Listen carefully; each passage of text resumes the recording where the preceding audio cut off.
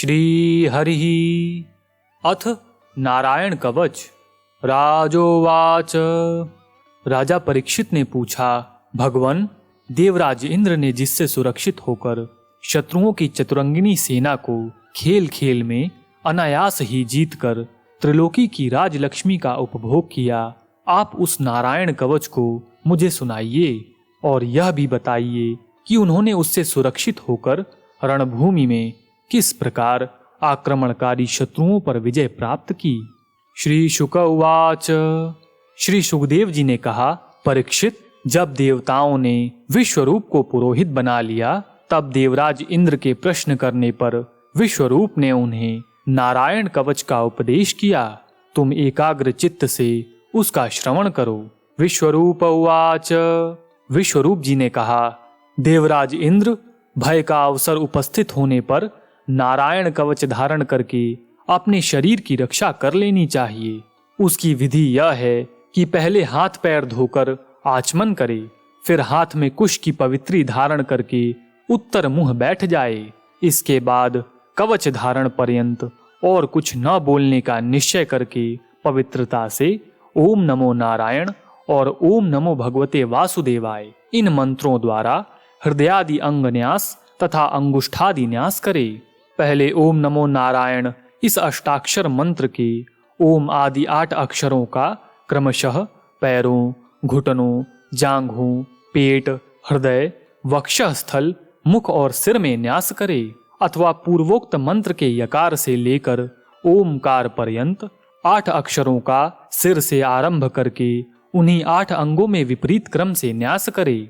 तदनंतर ओम नमो भगवते वासुदेवाय इस द्वादशाक्षर मंत्र के ओम आदि 12 अक्षरों का दाईं तर्जनी से बाईं तर्जनी तक दोनों हाथ की 8 अंगुलियों और दोनों अंगूठों की 2-2 गांठों में न्यास करे। फिर ओम विष्णवे नमः इस मंत्र के पहले अक्षर ओम का हृदय में, वी का ब्रह्मरंध्र में, श का भौहों के बीच में, ळ का चोटी में, वे का दोनों नेत्रों में और न का शरीर की सब गांठों में न्यास करे। तदनंतर ओम मह अस्त्राय फट कहकर दिग्बंध करे। इस प्रकार न्यास करने से इस विधि को जानने वाला पुरुष मंत्र स्वरूप हो जाता है। इसके बाद समग्र ऐश्वर्य, धर्म, यश, लक्ष्मी, ज्ञान और वैराग्य से परिपूर्ण इष्ट देव भगवान का ध्यान करे और अपने को भी तद्रूप ही चिंतन करे। तत्पश्चात विद्या, तेज और तपह स्वरूप इस कवच का पाठ करे। भगवान श्री हरि गरुड़ जी की पीठ पर अपने चरण कमल रखे हुए हैं। अणिमा आदि 8 सिद्धियां उनकी सेवा कर रही हैं। 8 हाथों में शंख, चक्र, ढाल, तलवार, गदा, बाण, धनुष और पाश अर्थात फंदा धारण किए हुए हैं। वे ही ओमकार स्वरूप प्रभु सब प्रकार से, सब ओर से मेरी रक्षा करें। मत्स्य मूर्ति भगवान जल के भीतर जल जंतुओं से और वरुण के पाश से मेरी रक्षा करें। माया से ब्रह्मचारी का रूप धारण करने वाले वामन भगवान स्थल पर और विश्वरूप श्री त्रिविक्रम भगवान आकाश में मेरी रक्षा करें। जिनके घोर अट्टहास करने पर सब दिशाएं गूंज उठी थीं और गर्भवती दैत्य पत्नियों के गर्भ गिर गए थे, वे दैत्य यूथपतियों के शत्रु भगवान नृसिंह किले, जंगल, रणभूमि आदि विकट स्थानों में मेरी रक्षा करें। अपनी दाढ़ों पर पृथ्वी को उठा लेने वाले यज्ञ मूर्ति वराह भगवान मार्ग में, परशुराम जी पर्वतों के शिखरों पर और लक्ष्मण जी के सहित भरत के बड़े भाई भगवान श्री रामचंद्र प्रवास के समय मेरी रक्षा करें। भगवान नारायण मारण मोहन आदि भयंकर अभिचारों और सब प्रकार के प्रमादों से मेरी रक्षा करें। ऋषि श्रेष्ठ नर गर्व से, योगेश्वर भगवान दत्तात्रेय योग के विघ्नों से और त्रिगुणाधिपति भगवान कपिल कर्म बंधनों से मेरी रक्षा करें। परमर्षि सनत कुमार कामदेव से, हयग्रीव भगवान मार्ग में चलते समय देव मूर्तियों को नमस्कार आदि न करने के अपराध से, देवर्षि नारद सेवा अपराधों से और भगवान कच्छप सब प्रकार के नरकों से मेरी रक्षा करें।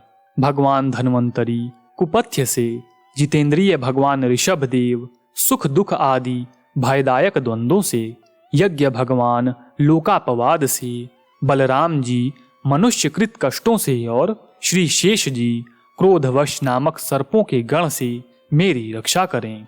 भगवान श्री कृष्ण द्वैपायन व्यास जी अज्ञान से, बुद्धदेव पाखंडियों से और प्रमाद से मेरी रक्षा करें। धर्म रक्षा के लिए महान अवतार धारण करने वाले भगवान कल की पाप बहुल कलिकाल के दोषों से मेरी रक्षा करें। प्रातःकाल भगवान केशव अपनी गदा लेकर, कुछ दिन चढ़ जाने पर भगवान गोविंद अपनी बांसुरी लेकर, दोपहर के पहले भगवान नारायण अपनी तीक्ष्ण शक्ति लेकर और दोपहर को भगवान विष्णु चक्रराज सुदर्शन लेकर मेरी रक्षा करें। तीसरे प्रहर में भगवान मधुसूदन अपना प्रचंड धनुष लेकर मेरी रक्षा करें। सायकाल में ब्रह्मा आदि त्रिमूर्तधारी माधव, सूर्यास्त के बाद ऋषिकेश, अर्धरात्रि के पूर्व तथा अर्धरात्रि के समय अकेले भगवान पद्मनाभ मेरी रक्षा करें। रात्रि के पिछले प्रहर में श्री वत्सलांछन श्री हरि, उषा काल में खड़गधारी भगवान जनार्दन, सूर्योदय से पूर्व श्री दामोदर और संपूर्ण संध्याओं में काल मूर्ति भगवान विश्वेश्वर मेरी रक्षा करें। सुदर्शन, आपका आकार चक्र अर्थात रथ के पहिए की तरह है। आपके किनारे का भाग प्रलयकालीन अग्नि के समान अत्यंत तीव्र है। आप भगवान की प्रेरणा से सब ओर घूमते रहते हैं। जैसे आग वायु की सहायता से सूखे घास फूस को जला डालती है, वैसे ही आप हमारी शत्रु सेना को शीघ्र से शीघ्र जला दीजिए। कौमुद की गदा आपसे छूटने वाली चिंगारियों का स्पर्श वज्र के समान असह्य है। आप भगवान अजित की प्रिया हैं और मैं उनका सेवक हूँ। इसलिए आप कूष्मांड, विनायक, यक्ष, राक्षस, भूत और प्रेतादि ग्रहों को अभी कुचल डालिए तथा मेरे शत्रुओं को चूर चूर कर दीजिए।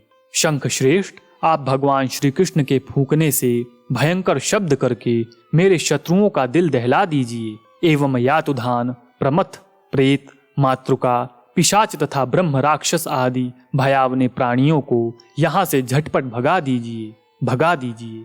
भगवान की श्रेष्ठ तलवार, आपकी धार बहुत तीक्ष्ण है।